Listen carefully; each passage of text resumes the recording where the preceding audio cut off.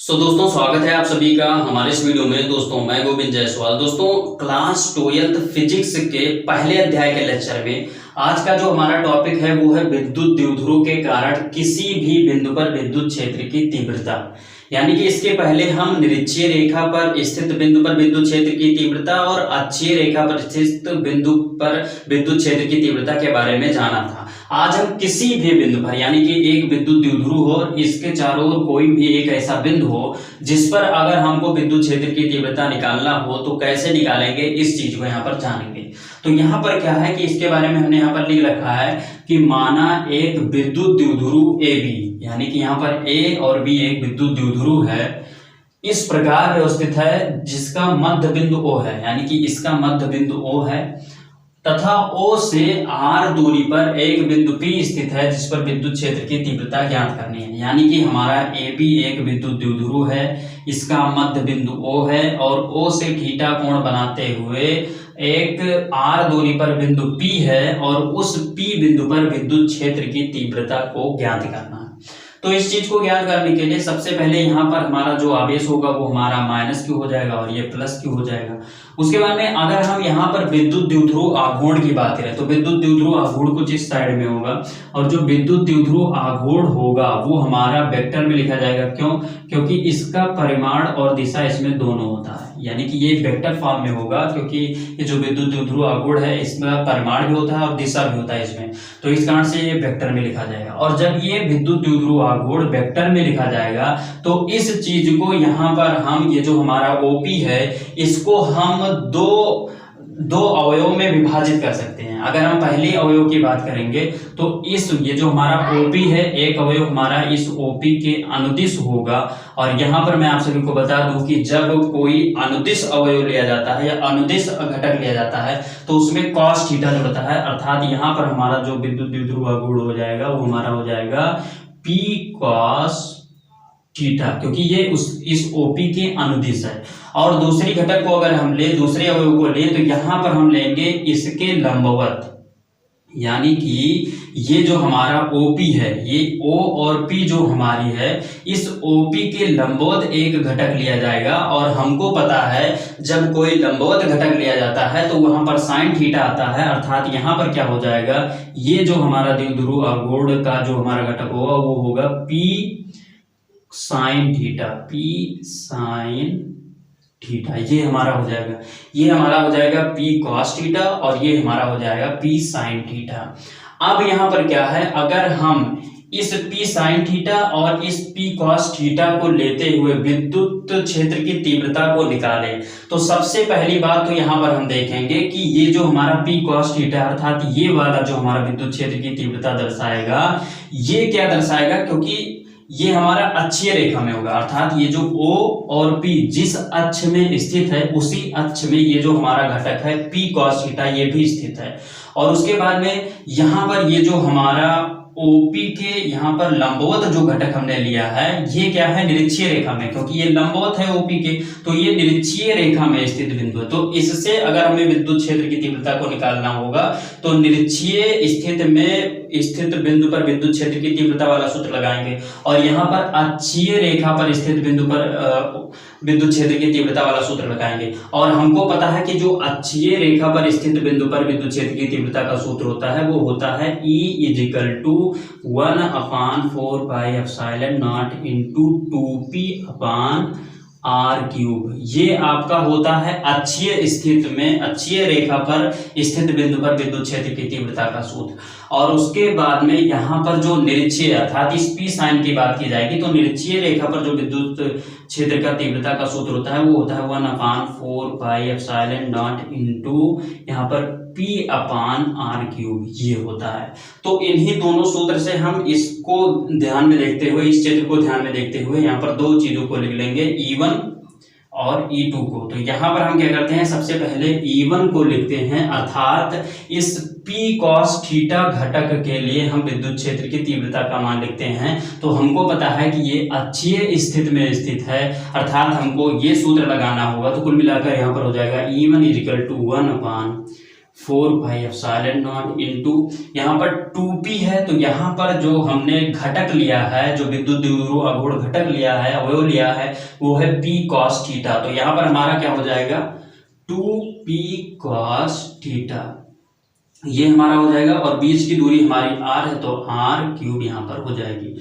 ये हमारा पहला समीकरण हो जाएगा। ये अक्षीय स्थिति वाला हो गया, अर्थात इस p cos थीटा के लिए हो गया। अब यहाँ पर हम निरक्षीय स्थिति पर बात करेंगे, अर्थात इस p sin थीटा घटक पर बात करेंगे। और यहाँ पर निरक्षीय वाला सूत्र हमारा ये है, तो इस वाले सूत्र पर इस चीज को रखेंगे। तो यहाँ पर E2 बराबर हो जाएगा 1/4 पाई एप्सिलॉन नॉट इंटू, अब यहाँ पर क्या है P, केवल P है, लेकिन यहाँ पर हमने एक घटक ले लिया गया है, तो इस घटक को यहाँ पर लिखा जाएगा, अर्थात यहाँ हो जाएगा P sin theta upon r cube, और ये हमारा हो जाएगा इक्वेशन नंबर 2। तो ये इतनी बात हमारी कंप्लीट हो गई, अर्थात हमको E1 और E2 का मान यहाँ पर मिल गया। अब यहाँ पर आप ध्यान दीजिए, यहाँ पर जो हमने घटक लिया है वो क्या लिया है p cos थीटा, और यहाँ पर जो घटक लिया है वो क्या लिया है p sin थीटा। और उसके बाद में हमको इस p बिंदु पर परिणामी विद्युत क्षेत्र की तीव्रता का ज्ञात करना है। तो अगर हम इस चीज को यहाँ पर मिलाएं, तो यहाँ पर क्या होगा कि इस पर ये जो हमारा p sin थीटा है, इस घटक के द्वारा जो विद्युत क्षेत्र की तीव्रता है वो हमको मिल चुकी, इस घटक के द्वारा विद्युत क्षेत्र की तीव्रता है वो मिल चुकी, परिणामी जो विद्युत क्षेत्र की तीव्रता होगी वो कुछ ये वाली होगी। और इस चीज को अगर हम कुछ इस प्रकार से यहाँ पर बनाएं, तो यहाँ पर क्या होगा, ये हमारा O है, ये हमारा P है, और ये हमारा कोई एक बिंदु हम x मान लेते हैं। तो यहाँ पर ये वाला पता है, ये वाला पता है, तो ये इस पर अगर हम इस वाले पर विद्युत क्षेत्र की तीव्रता को ज्ञात कर लें, अर्थात ये हमारा क्या है E1 है, ये हमारा E2 है, और अगर परिणामी विद्युत क्षेत्र की तीव्रता की बात करें तो परिणामी वाला हमारा ये होगा, अर्थात ये होगा। और यहाँ पर अगर E बराबर हमको लिखना हो, तो यहाँ पर एक लंब हो जाएगा, एक कर्ण हो जाएगा, और हमको पता है कि कर्ण स्क्वायर बराबर होता है लंब स्क्वायर प्लस आधार स्क्वायर। अब अगर हम कर्ण की केवल बात करें, तो कर्ण बराबर हो जाएगा लंब स्क्वायर प्लस आधार स्क्वायर रूट में हो जाएगा, यानी कि यहाँ से स्क्वायर उस तरफ चला जाएगा। तो कर्ण हमारा क्या है E है, अर्थात E इजिकल टू हो जाएगा, यहाँ पर हमारा क्या है लंब क्या हो जाएगा E1, अर्थात यहाँ पर E1 का होल का स्क्वायर प्लस यहाँ पर क्या हो जाएगा E2, अर्थात आधार हमारा क्या है E2, तो E2 का स्क्वायर, ये हमारा हो जाएगा। तो परिणामी विद्युत क्षेत्र की तीव्रता, अर्थात इस वाली जो हमारी ये होगी परिणामी विद्युत क्षेत्र की तीव्रता, अगर हमको निकालनी होगी तो ये वाला सूत्र लगाना पड़ेगा, अर्थात यहाँ पर परिणामी विद्युत क्षेत्र की तीव्रता E इक्वल टू हो जाएगा √E1 square plus E2 square, ये आपका यहाँ पर हो जाएगा। अब यहाँ पर हम क्या करते हैं कि यहाँ पर हम मान रख देंगे इस चीज का। तो जब हम मान रखेंगे तो हमको मिलेगा क्या, उस चीज को ध्यान में रखो। जैसे क्या है कि यहाँ पर 1/4 pi epsilon not 1/4 pi epsilon not दोनों में, पहले हम एक बार लिख देते हैं पूरी बात। यहाँ पर हमारा हो जाएगा 1/4 pi epsilon naught into 2p cos theta upon r cube. उसके बाद में इसका हो जाएगा होल स्क्वायर, क्योंकि यहाँ पर E1 का मान हमने रख दिया और स्क्वायर है तो स्क्वायर हो गया। फिर यहाँ पर प्लस लगाएंगे और E2 का मान रखेंगे, तो E2 का मान ये है 4 पाई एप्सिलॉन नॉट इंटू यहाँ पर हो जाएगा p sin theta upon r cube, और यहाँ पर हमारा हो जाएगा होल स्क्वायर। ये इतनी बात। अब दोस्तों यहाँ पर अगर हम इसका कोष्ठक ओपन करें, तो कोष्ठक जब ओपन करेंगे तो हमको क्या मिलेगा, E is equal to under root, यहाँ पर हो जाएगा 1/4 पाई एप्सिलॉन नॉट का होल स्क्वायर, अर्थात ये स्क्वायर इस पर आ जाएगा, फिर इंटू 2 दूनी 4 हो जाएगा, p स्क्वायर हो जाएगा और cos स्क्वायर थीटा हो जाएगा, और यहाँ पर 8 की पावर इस प्रकार से हो जाएगा ये, और यहाँ पर भी क्या हो जाएगा 1/4 पाई एप्सिलॉन नॉट का whole square into p square sine square theta upon r cube का होल स्क्वायर, इस प्रकार से हो जाएगा। अब यहाँ पर कॉमन देखें क्या क्या है, ये चीज यहाँ पर भी है, ये चीज यहाँ पर भी है। पी स्क्वायर यहाँ पर भी है, पी स्क्वायर यहाँ पर भी है, आर क्यूब का होल स्क्वायर यहाँ पर भी है, आर क्यूब का होल स्क्वायर यहाँ पर भी है। तो कॉमन यहाँ पर अगर हम करें तो कॉमन हमको मिलेगा यहाँ से, यहाँ पर हमारा ऊपर क्या क्या कॉमन है, पी स्क्वायर, तो यहाँ पर क्या करेंगे, पी स्क्वायर कॉमन ले लेंगे, बटे में यहाँ पर 4 पाई एप्सिलॉन नॉट। अब यहाँ पर जो चूंकि अभी हम होल स्क्वायर लगाएंगे तो केवल यहाँ पर पी लगा दे रहे हैं, तो पी यहाँ पर हो गया, उसके बाद में 4 पाई एप्सिलॉन नॉट, और यहाँ पर क्या कॉमन है, यहाँ पर आर क्यूब और यहाँ पर भी आर क्यूब, तो आर क्यूब।